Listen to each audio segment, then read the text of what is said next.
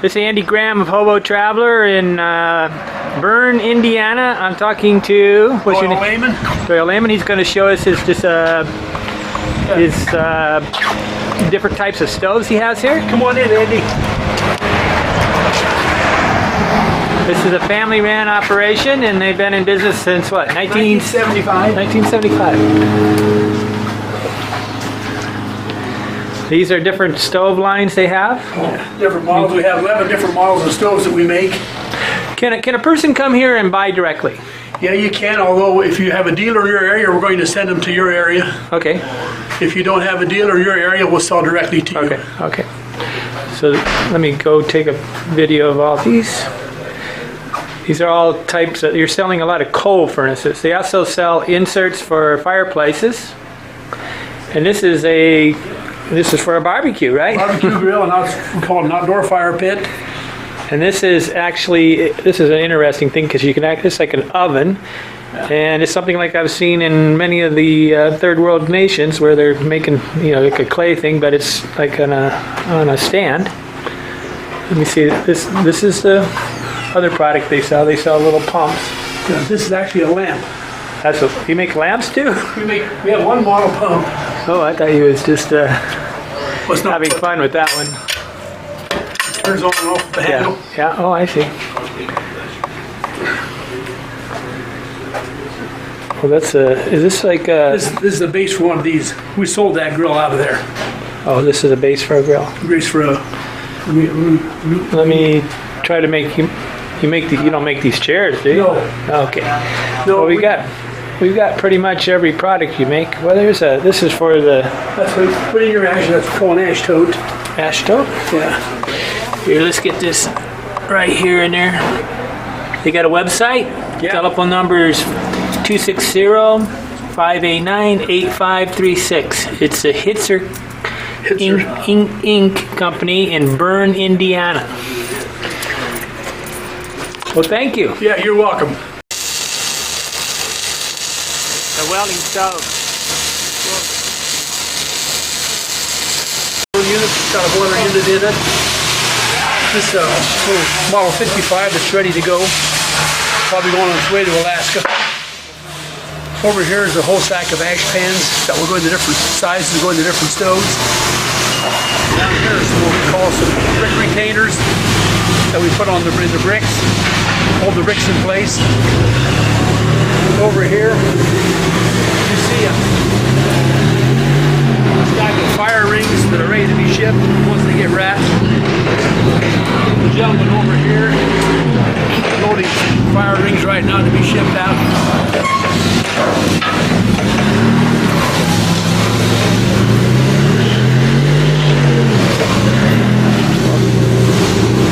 I just walked through the factory. Okay. Hoping my battery works.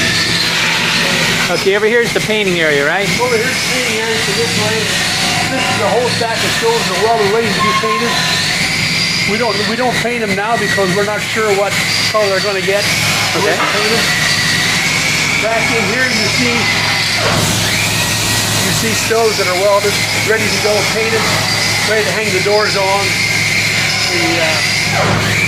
They put on the thermostats on those. Hey, sir, I'm Andy Graham. Tell me your name again. I am Doyle Lehman.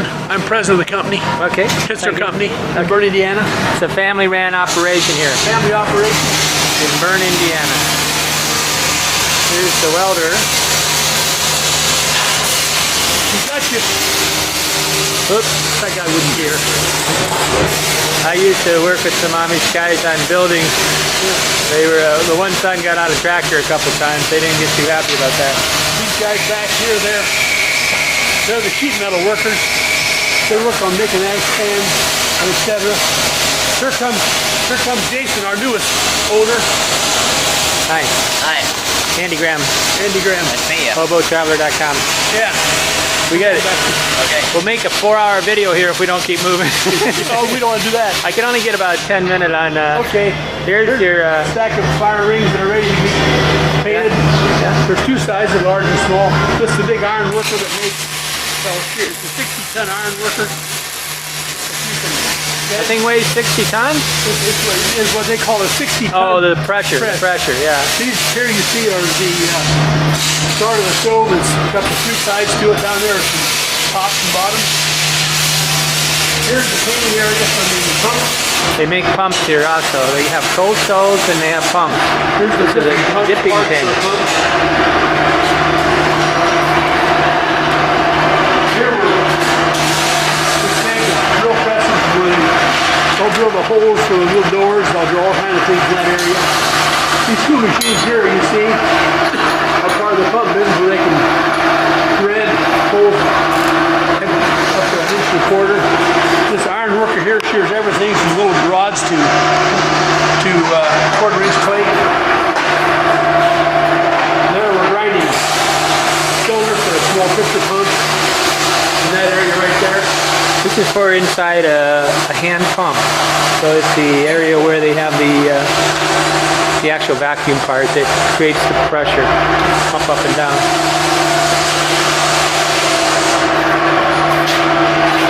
If you want to wait, I want to see if I can maybe have a pump put together back here. This is the pump division. Here you see all the different parts of the pitcher pumps as well as deep well pumps. What you see right here is a deep well pump wrapped up, ready to go to be shipped. Down here's another one.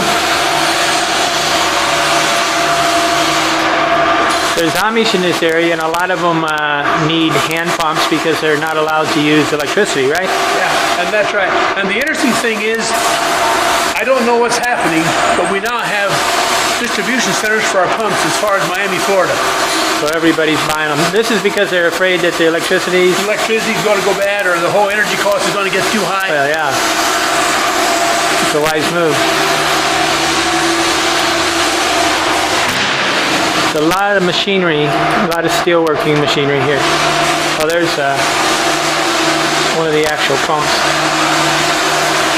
Here's a completed pitcher pump that sets on top of your cabinet, where it goes into your well or wherever way. So it's like on a kitchen sink? Goes back on the kitchen sink. Oh, my Grandpa Bloss had one of those. Yeah. This is a modern version. Let me get a close-up.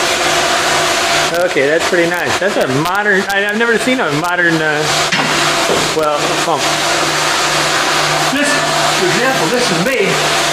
You see this, you take this out, and you put a pipe going upstairs, and close this. And you can pump upstairs. You pump upstairs. Oh, that's cool. Get one of the kids to do that pumping.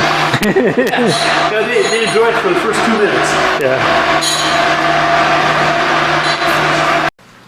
Here's the actual three brothers together. He's in one spot. It's a family-ran operation here at the Hitzer company. Hitzer actually means... Swiss word for heater. It's a Swiss word for heater. Is that Swiss German? Yeah. Andy Graham again. Here I'm at the Hitzer company. This is the outside of the building. It's a little deceptive. It's quite big on the inside. And oh, there's a big pole barn in the back or something. Hitzer, which means heater in Swiss fireplaces. Got anything here with the telephone number on it? I'm in Berne, Indiana. A lot of Amish type things here.